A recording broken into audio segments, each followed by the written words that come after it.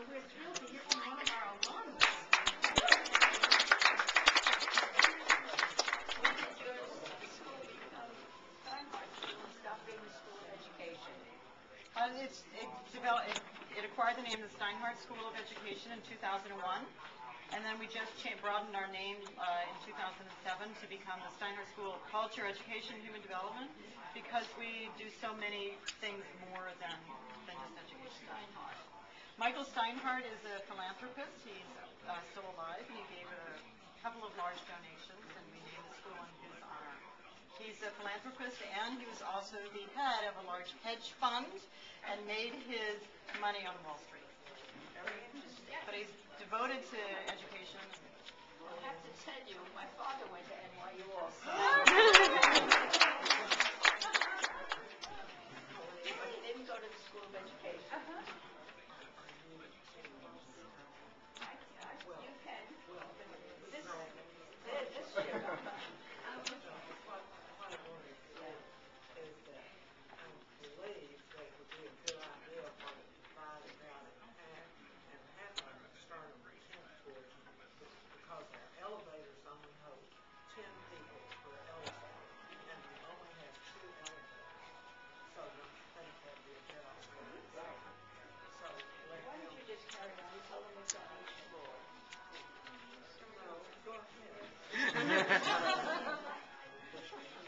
This floor, the exhibit starts down there past the photograph.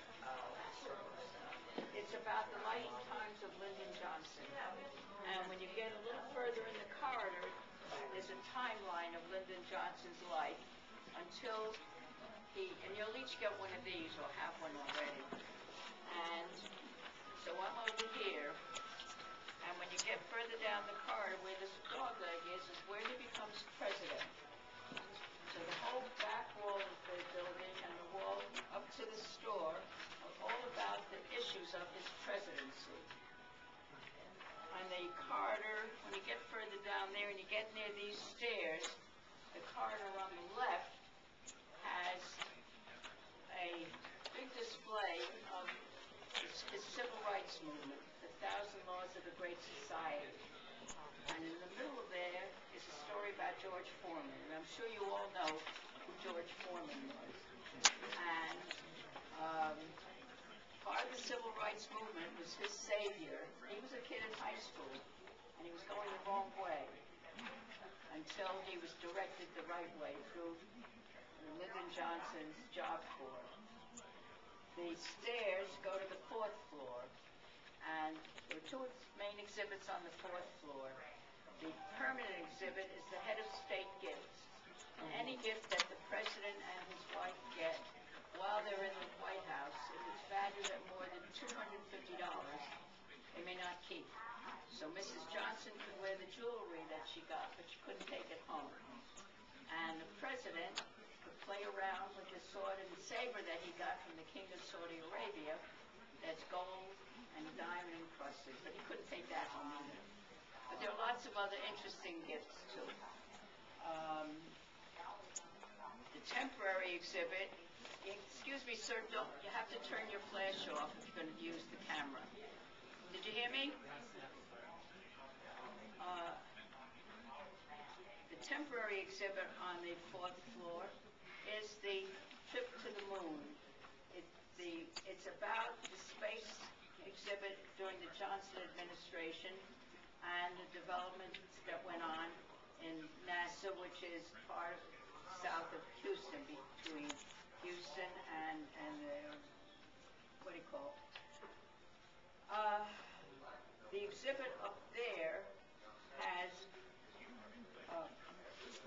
it ends with a 7-minute laser film about the John Glenn trip to the moon, and that film, it's only 7 minutes. It talks about when you get up way up there in the sky, what the stars are like. So it's quite colorful. And it's, if you're interested, you'll have to ask one of the docents to turn the film on. It just doesn't go on automatically. On the 4th floor, along the walls on one wall are copies of the official portraits of the presidents, and the other wall has the official portraits of the first ladies. In the middle of that wall is a notice about some of the presidents did not have wives to be their official hostesses in the White House. And for example, Theodore Roosevelt was a widower, did not have a wife, and he had his daughter, Alice Roosevelt Longworth.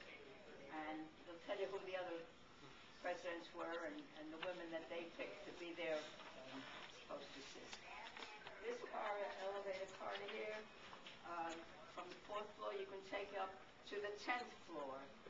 10th floor has the 7/8 replica of the Oval Office.